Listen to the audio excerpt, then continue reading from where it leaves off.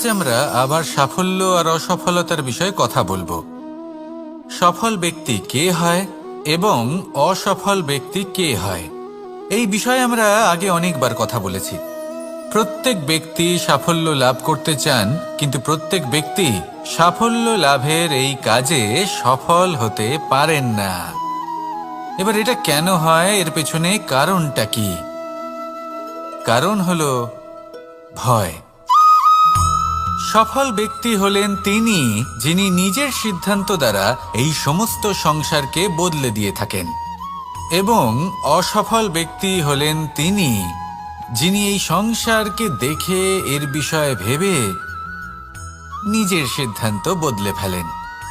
প্রয়োজন হলো নিজের লক্ষ্যের বিষয়ে ভেবে দেখার, পথের বিষয়ে ভেবে দেখার।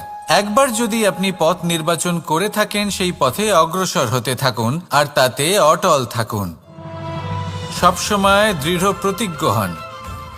আপনি যদি কোনো পথে টিকে থাকেন আর নিরন্তর পরিশ্রম করতে থাকেন, তবেই আপনার জীবনে সাফল্য আসবে।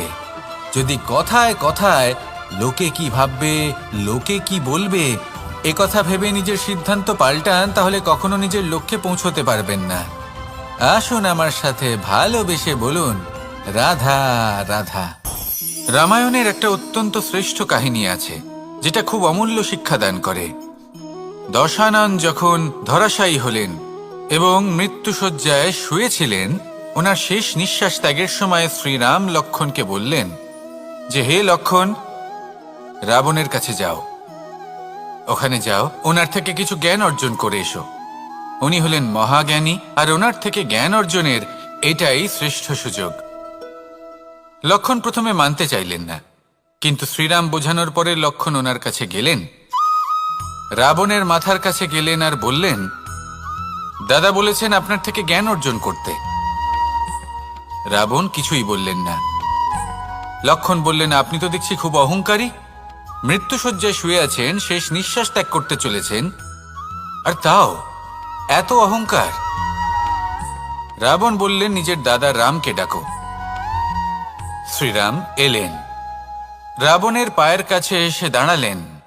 উনি নিজের হাত জোড় করলেন আর বললেন, হে মহাপণ্ডিত রাবণ, আপনি হলেন মহাজ্ঞানী, দয়া করে আমাদের কিছু জ্ঞান প্রদান করুন।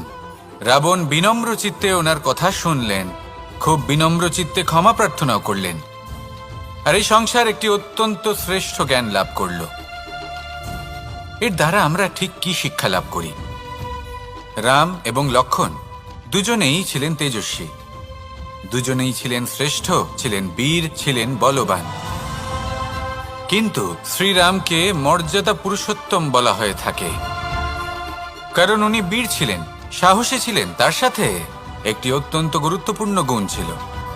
সেই গুণ হলো বিনম্রতা। এটা খুবই শ্রেষ্ঠ একটা গুণ। যদি কেউ আপনাকে কটু কথা শোনায়, তাহলে উত্তরটা আপনি বিনম্রভাবেও দিতে পারেন। এই বিনম্রতা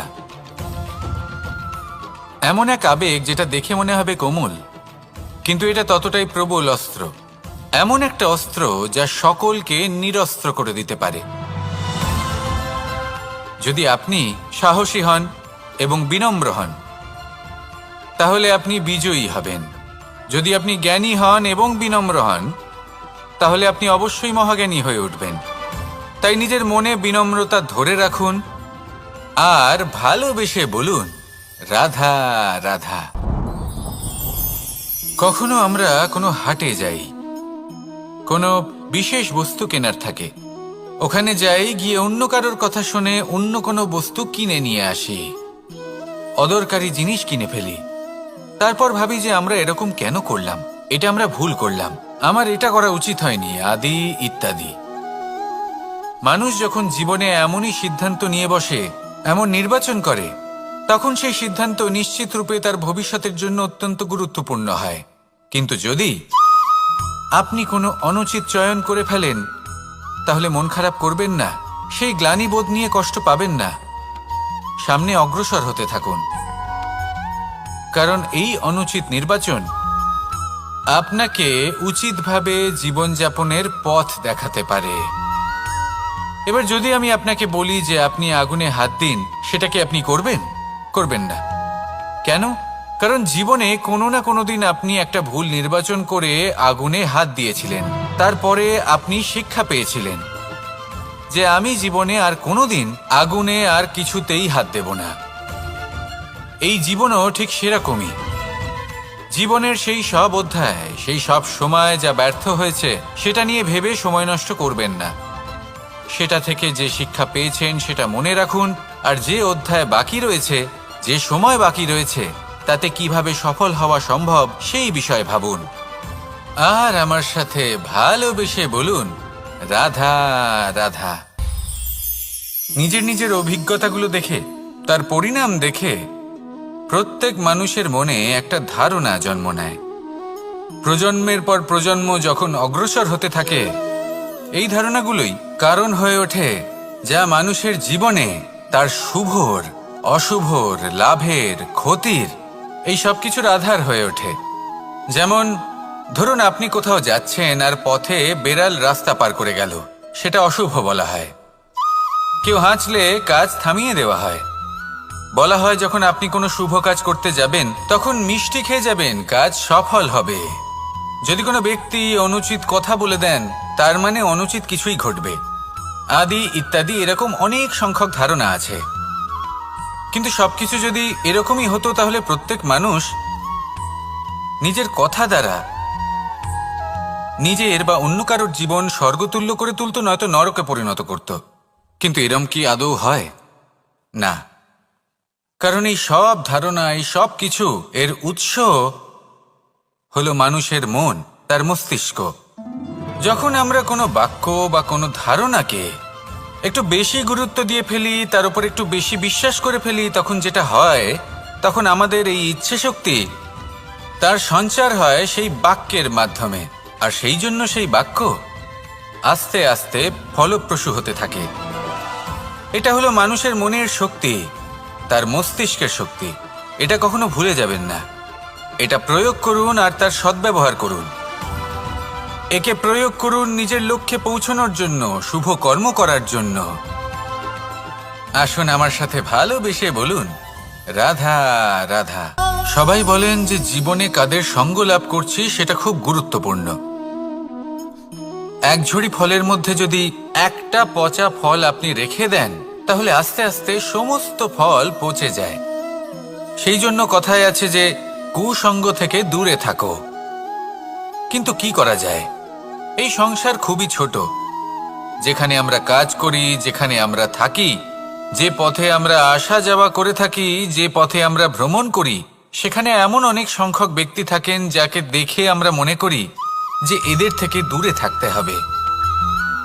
তখন আমরা কি করতে পারি? তাদের কি আমরা পরিত্যাগ করব?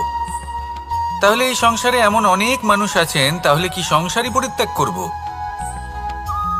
না। সেই ফলের মতন হবেন না যারা একটি পচা ফলের উপস্থিতির জন্য নিজেরাও নষ্ট হয়ে যান।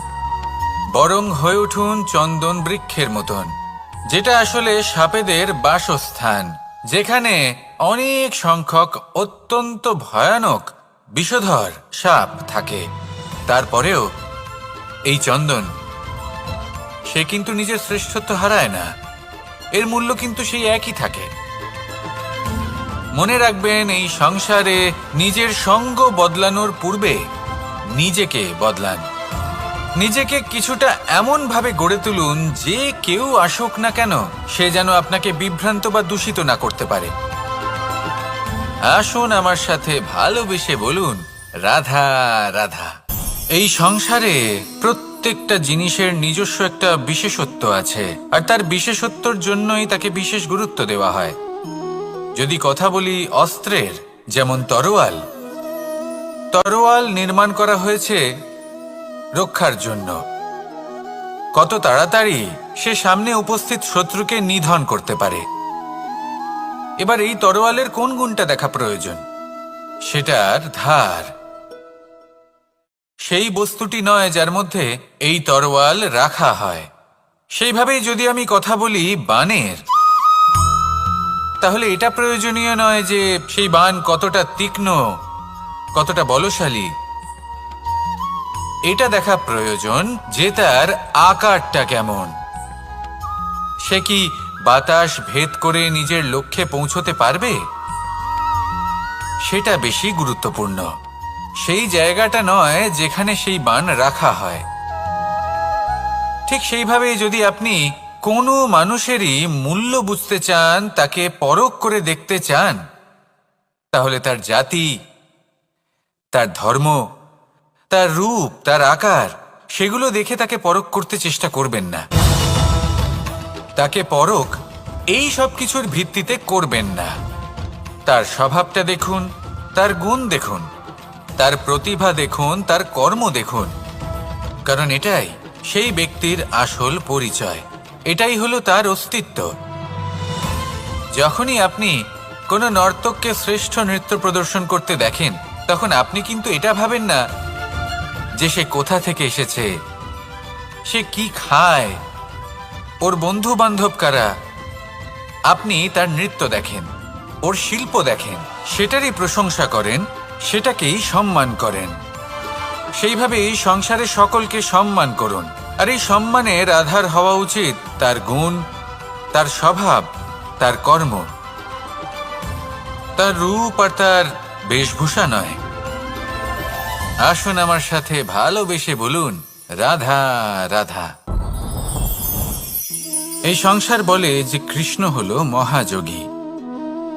কেউ বলে যে কৃষ্ণ হলো সাংখ্যযোগের প্রবর্তক, কেউ বলে ভক্তিযোগের, কেউ বলে জ্ঞান যোগের, কেউ কেউ এটা মনে করেন যে অষ্টাঙ্গ যোগের প্রভু হলাম আমি। কিন্তু এই যোগ আসলে কি? যোগ বিষয়টাকে বোঝা খুব একটা কঠিন নয়, কিন্তু সেই যোগকে নিজের যাপনের অংশ করে তোলা হলো অত্যন্ত কঠিন, আর তার জন্য প্রয়োজন অভ্যাস। যোগ শব্দটার অর্থ হলো যুক্ত করা, আর এটা আমি ছোটবেলায় শিখেছিলাম। যখন আমার মাখন খেতে ইচ্ছে করত আর মা মাখনের সেই হাঁড়িটা ওপরে টাঙিয়ে রাখতেন, তখন আমরা ভাবতাম যে অত দূরে পৌঁছবো কি করে। তখন আমরা যোগের বিষয়ে জানতে পারলাম, আর তখন জানতে পারলাম যে সবথেকে গুরুত্বপূর্ণ যোগ আসলে কি? সহযোগিতা, সাহায্য। আমরা সব সখারা একসাথে জড়ো হতাম, একে অপরের পিঠের ওপর উঠে দাঁড়াতাম, আর তারপর আমরা ওই মাখনের হাঁড়ির কাছে পৌঁছতে পারতাম, আর তারপর আমরা সবাই মিলে সেই মাখন ভাগ করে খেতাম। সহযোগিতা, এটা অত্যন্ত গুরুত্বপূর্ণ। পাণ্ডবরাও মহাভারতে এটাই করেছিলেন। ওনাদের সাথেও কেউ ছিল না। একে অপরকে সাহায্য করে ওনারা অনেক বীরদের একত্রিত করেছিলেন। তারপর অবশেষে মহাভারতের এই মহাযুদ্ধে ওনারা জয়লাভ করেছিলেন। রামায়ণে রাম এবং লক্ষ্মণের সাথে কেউ ছিল না। সহযোগিতার মাধ্যমে ওনারা ভাল্লুক আর বানর সেনাকে একত্রিত করেছিলেন, আর এই সংসারের সব থেকে প্রবল রাক্ষস রাবণকে বধ করেছিলেন। মনে রাখবেন, একসাথে মিলে যদি আপনারা কর্ম করতে শেখেন, তাহলে এই সংসারে এমন কিছুই নেই যেটা আপনি অর্জন করতে পারবেন না। আসুন আমার সাথে ভালোবেসে বলুন, রাধা রাধা। সূর্য এই সংসারকে আলো প্রদান করে। সূর্যের মনে যদি নিজের তেজের জন্য অহংকার জন্ম নেয়, তখন তার অহংকার ভঙ্গ করে মেঘ। সূর্যের আলো পূর্ণরূপে ঢেকে দেয়। মেঘের মনে যদি নিজের গতি নিয়ে অহংবোধ জন্ম নেয়, তাহলে মেঘের অহংকার ভঙ্গ করে পর্বত। মেঘের গতি অবরুদ্ধ করে দেয়। এবার যদি পর্বত নিজের নিশ্চলতা নিয়ে অহংকার করে, তাহলে সেই অহংবোধ ভঙ্গ করে একটি মূষক। সেই বিশাল পর্বতে একটি ছিদ্র করে দেয়। এবার যদি মূষকের নিজের মনে অহংবোধ জন্ম নেয়, তাহলে জল তার অভিমান ভঙ্গ করে, সেই ছিদ্র দিয়ে প্রবেশ করে। আর যদি জলের মনে অহংবোধ জন্ম নেয়, তখন মানুষ বাঁধ নির্মাণ করে তার গতিপথ রুদ্ধ করে, জলের অহংকার ভঙ্গ করে।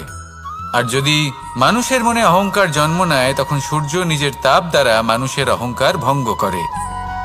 এই সংসারে অহংকার প্রদর্শন করার কোনো প্রয়োজন নেই।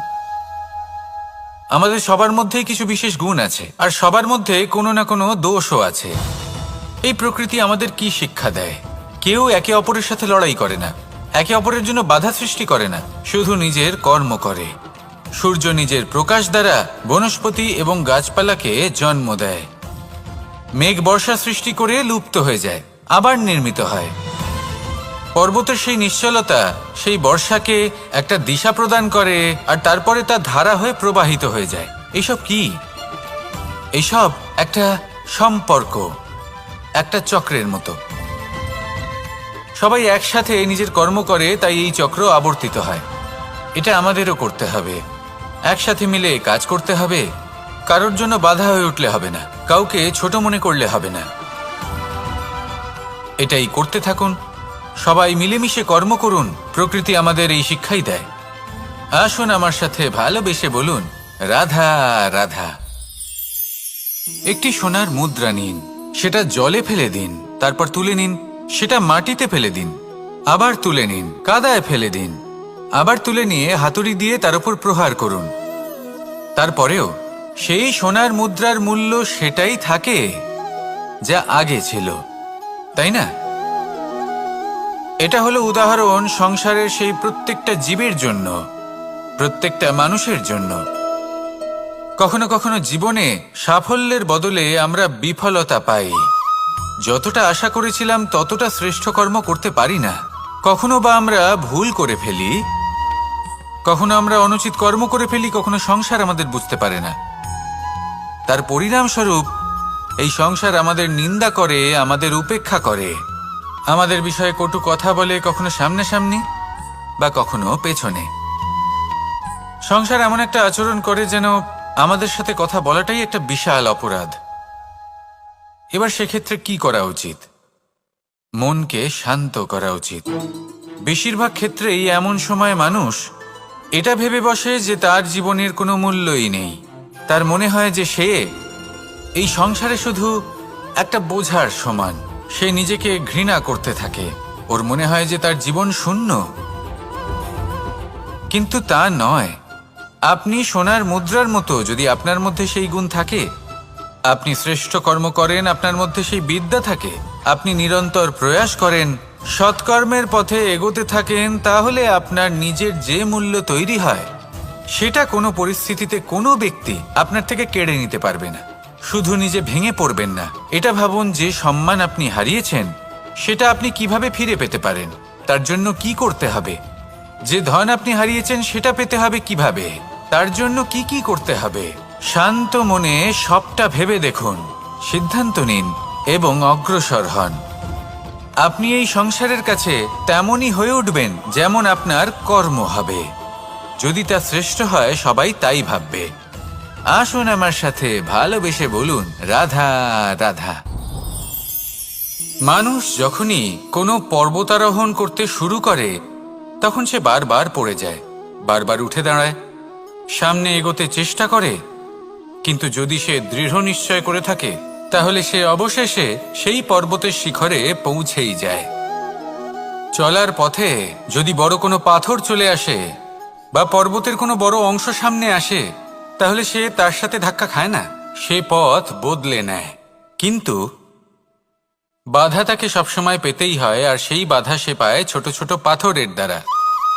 তাদের উপর পা পড়লে তার পা পিছলে যায় আর সে পড়ে যায়। এই ছোট ছোট পাথর হলো আমাদের জীবনের সেই ছোট ছোট সমস্যা, সেই ছোট ছোট ভুলগুলো যেগুলো আমরা অবজ্ঞা করতে থাকি। আমরা ভাবি এর দ্বারা কি বা ক্ষতি হবে, কিন্তু সেগুলোই অনেক সময় আমাদের অসফলতার কারণ হয়ে দাঁড়ায়। যত তাড়াতাড়ি সম্ভব এই ছোট ছোট পাথরগুলিকে জীবন থেকে তুলে ফেলে দিন। ভুল হওয়াটা স্বাভাবিক, কিন্তু তার মানে এই নয় যে বারবার সেই ভুলের পুনরাবৃত্তি ঘটবে। ভুলটা বুঝুন, সেটা স্বীকার করুন আর সেটা শুধরে নিন। যখন আপনি এটা করতে শিখবেন তখনই খুব তাড়াতাড়ি আপনি সেই শিখরে পৌঁছতে পারবেন। আর যখন পৌঁছে যাবেন তখন এই মন প্রসন্ন হয়ে বলবে, রাধা রাধা। আপনি কখনো পলাশ ফুল দেখেছেন? কি সুন্দর দেখতে, লাল রক্তবর্ণ, উজ্জ্বল, কিন্তু এতে কোনো সুগন্ধ নেই। সেই জন্য ওকে শুধু চোখ ভরে দেখতে ইচ্ছে করে। দেখবেন তাকে কিন্তু পুজোতে ব্যবহার করা হয় না, এই ফুল দিয়ে মালা বানানো হয় না। সেরকমই আমাদের জীবনে এমন অনেক ব্যক্তি রয়েছেন যাদেরকে সম্মান অর্জন করতে হয়। যদি আপনি কোনো উচ্চ বংশে জন্ম নিয়ে থাকেন এবং আপনার কাছে সবকিছু থাকে, ধন ঐশ্বর্য থাকে, সবকিছু আপনি আগে থেকেই পেয়ে গেছেন, তাও কিন্তু এই সংসার আপনাকে সম্মান দেবে না। ততক্ষণ পর্যন্ত দেবে না যতক্ষণ না আপনি নিজের অন্তরে গুণ জাগ্রত করছেন, শ্রেষ্ঠ কর্ম করছেন, নিজের অন্তরে ইতিবাচক মনোভাবের এই সুবাস জাগ্রত করছেন। যদি এসব কিছু করেন তাহলেই এই সংসার আপনাকে সম্মান দেবে।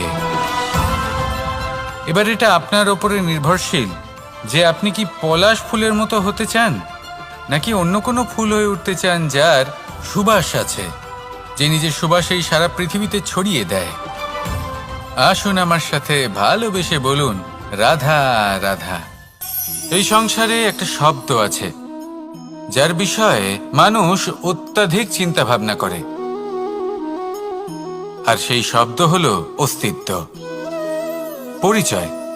প্রত্যেক ব্যক্তি এই সংসারে নিজের অস্তিত্ব গড়তে চায়, আর ছোট থেকে এটাই হয়। যখন আমরা শ্রেণীকক্ষে যাই, পড়তে যাই, তখন আমরা এটাই ভাবি যে আমরা নিজেদের অস্তিত্ব গড়ব, সুনাম অর্জন করব। সকল ব্যক্তি যাতে এটাই বলে যে এই হলো সর্বশ্রেষ্ঠ ছাত্র, আর এটাই আমাদের পরিচয়। কার্যক্ষেত্রেও আমরা ঠিক এটাই চেষ্টা করি, পরিশ্রম করতে থাকি এবং ভবিষ্যতে গিয়ে আমরা নিজেদের পরিচয় খুঁজে পাই। পরিচয়ের সাথে সাফল্য আসে, আর সাফল্যের সাথে আসে অস্তিত্ব। আর যখন এই দুটি সংযুক্ত হয়, তখন মানুষ অসফলতার কথা ভেবে ভয়ভীত হয়ে পড়ে, আর এটা ভাবতে থাকে যে যদি আমি অসফল হই তাহলে সেই পরিচিতির কি হবে, সেই নামের কি হবে, সেই সব কিছু যে আমি অর্জন করেছি তার কি হবে। সে ভয়ভীত হয়ে পড়ে, আর এই ভয়ের কারণে তার বিকাশ কোথাও না কোথাও অবরুদ্ধ হয়। সে শ্রেষ্ঠ কর্ম করা বন্ধ করে দেয় এবং শুধু এই সুরক্ষিত থাকতে চেষ্টা করে। আর অসফল হলে তাতে ভয় পাওয়ার কোনো প্রয়োজন নেই, কারণ যখন আপনি সফল হন তখন এই সাফল্য আপনার পরিচয় এই সংসারের সাথে করায়। কিন্তু যখন আপনি অসফল হয়ে থাকেন তখন এই অসফলতা এই সংসারের পরিচয় আপনার সাথে করায়, যা অত্যন্ত আবশ্যক। অসফলতা প্রত্যেকের জীবনেই আসবে, তার সম্মুখীন হন আর তার থেকে শিক্ষা লাভ করুন।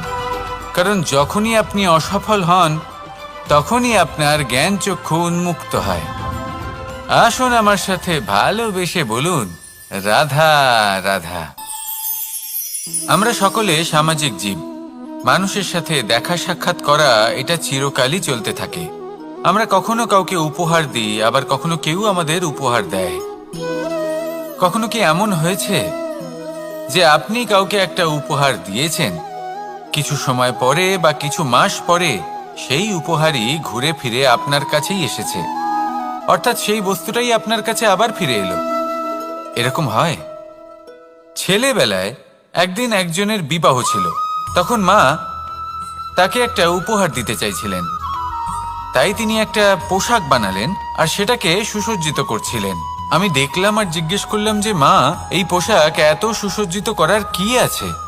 তখন মা বললেন যে কানাই, কখনো কাউকে এমনই উপহার দেবে, এমন প্রকারে দেবে যে সেটা যদি আবার ঘুরে ফিরে তোমার কাছে ফিরে আসে তাহলে যেন তোমার খারাপ না লাগে।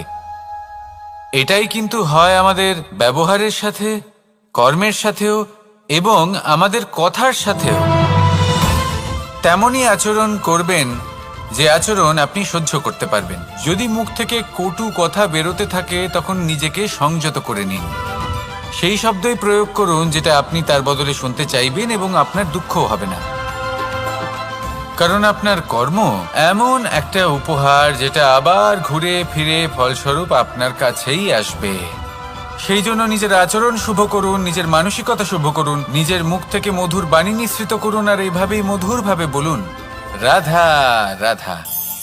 পাশা নামক এই খেলাটি আপনারা নিশ্চয়ই খেলেছেন, না খেলে থাকলে দেখেছেন, আর যদি দেখেও না থাকেন তাহলে নিশ্চিত রূপে শুনেছেন। মহাভারতের এই মহাযুদ্ধ কোথাও না কোথাও এই পাশা নামক খেলার কারণে হয়েছিল। পাশার এই বিচিত্র খেলা, দান, এইসবের কারণে কেউ নিজের মাথায় রাজ মুকুট পরিধান করেছিলেন, আবার সেখানে পরাজিত হওয়ার জন্য কাউকে বনবাসও ভোগ করতে হয়েছিল। কিন্তু এই খেলা সমাপ্ত হওয়ার পরে সমস্ত ঘুঁটি আর এই পাশার ছক একই পুটলিতে স্থান পেল। এটাই হলো আমাদের জীবন। এই সংসারে আমরা জয় পরাজয়ের বিষয়ে এতটাই ভাবি, এত চিন্তা করি যে এই জীবনের খেলার আনন্দটাই উপভোগ করতে পারি না। আর অবশেষে কি হয়? কেউ জয়ী হন, কেউ পরাজিত হন, কিন্তু দুজনেই একই স্থানে পৌঁছে যান। প্রত্যেক ব্যক্তি মৃত্যুর পরে একটি নির্দিষ্ট স্থানেই পৌঁছতে বাধ্য, কিন্তু ততক্ষণ এই জীবন, এই খেলা, তার আনন্দ উপভোগ করুন।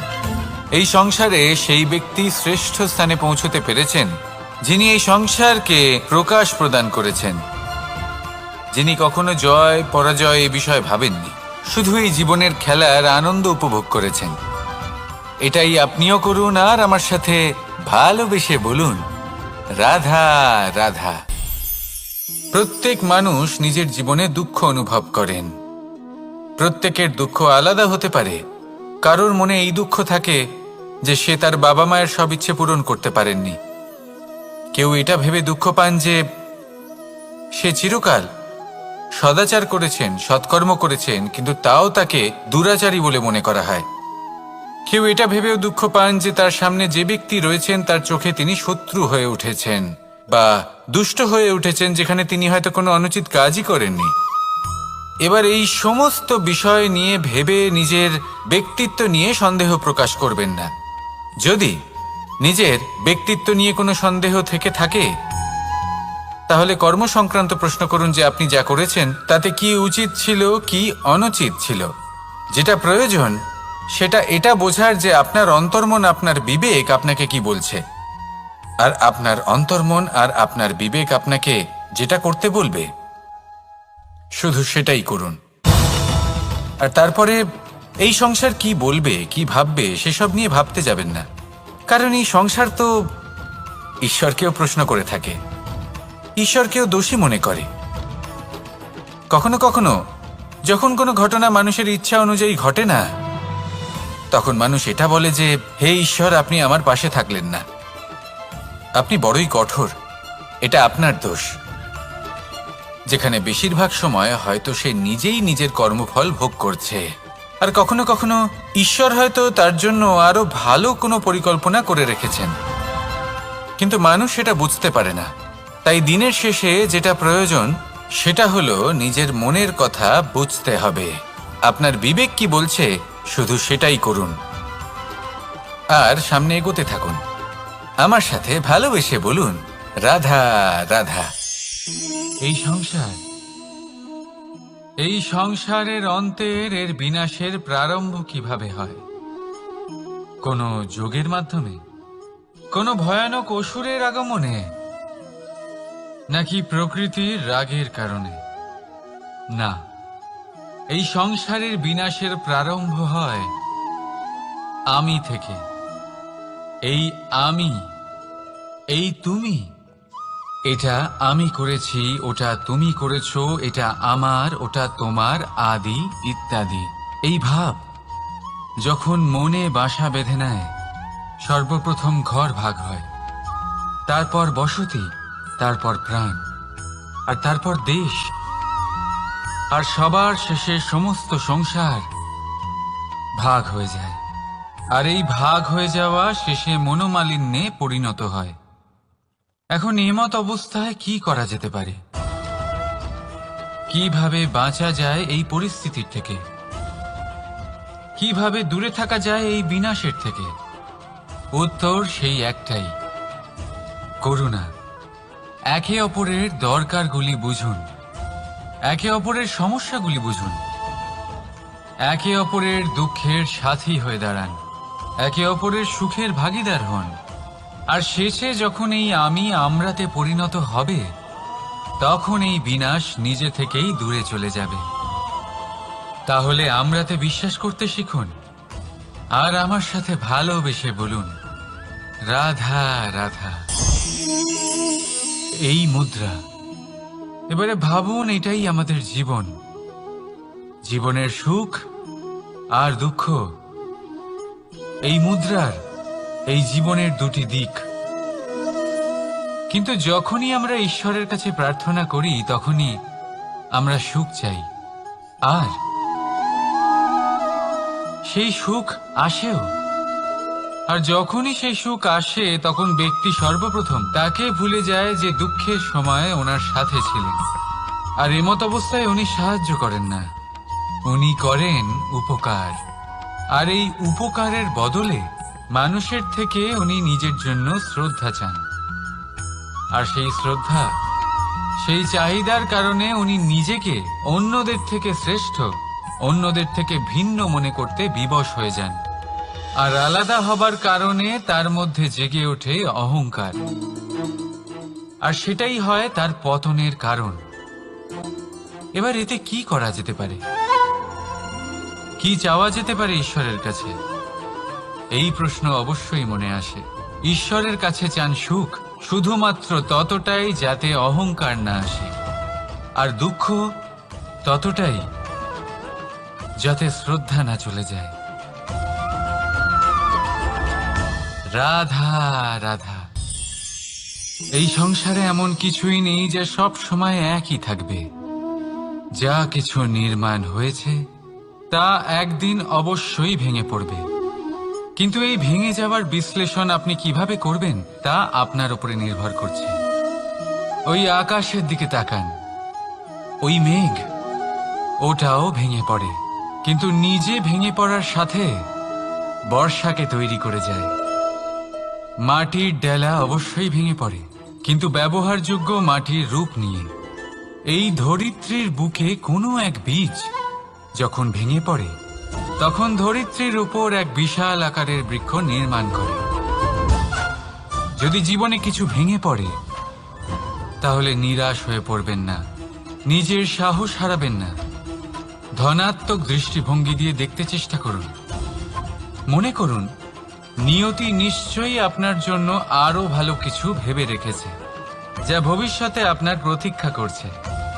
ধনাত্মক চিন্তা ভাবনা করতে থাকুন, তারপর দেখবেন শ্রেষ্ঠ রচনা নিজেই তৈরি হবে।